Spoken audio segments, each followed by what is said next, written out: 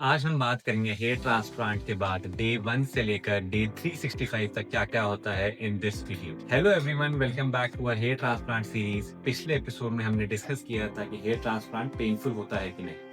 आज हम बात करेंगे बहुत ही इंपॉर्टेंट टॉपिक पर, हेयर ट्रांसप्लांट के बाद की एग्जैक्ट टाइमलाइन क्या-क्या होती है। मतलब सर्जरी के बाद डे 1 से लेकर डे 365 तक आपको क्या-क्या एक्सपेक्ट करना चाहिए।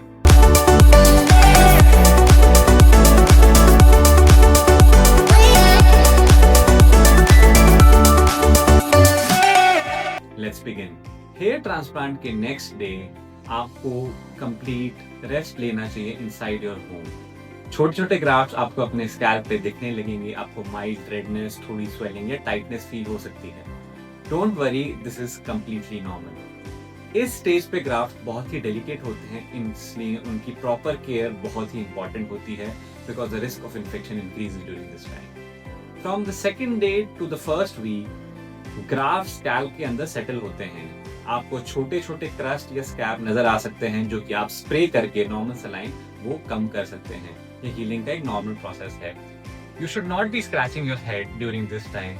जिम अवॉइड करना है और स्विमिंग को भी अवॉइड करना है। At day 7 to day 10 according to your dermatologist आपको वॉशिंग एक्सटेंशन को फॉलो करना है। डे 10 टू डे 14 अब हीलिंग काफी इंप्रूव हो जाती है। आप रेगुलरली हेड को शैम्पू कर रहे हैं डेली, तो स्कैब्स भी रिमूव हो जाते हैं।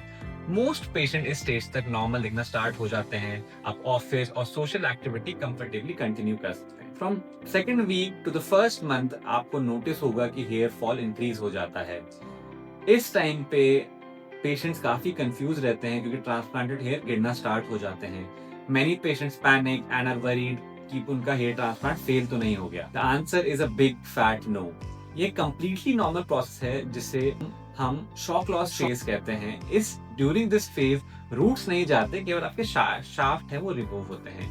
रूट्स जो है वो स्कैल्प के अंदर सेफ रहते हैं। बाय द थर्ड मंथ यहाँ से एक्साइटिंग फेज स्टार्ट होता है। New hair growth begins and initially पतले हेयर आते हैं and slowly you're finding new hair that are thicker in their diameter. After a point जो नए hairs आ रहे हैं they become completely normal. By the 6 months you can expect around 50% of your response, and by this time the response starts to shape and patient become happy with the result. Hair line ज्यादा natural और defined लगने लगती है। Most patient इस stage पे noticeable confidence boost feel करते हैं। And if a patient does not have 6 months, I do not tell to get a hair transplant.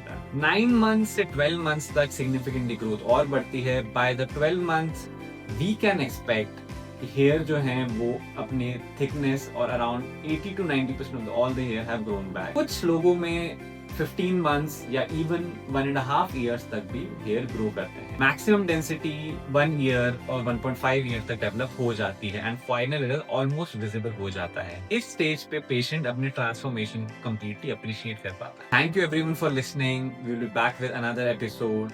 Do like the video, do share it and subscribe to our channel for hair transplant related myths and instructions.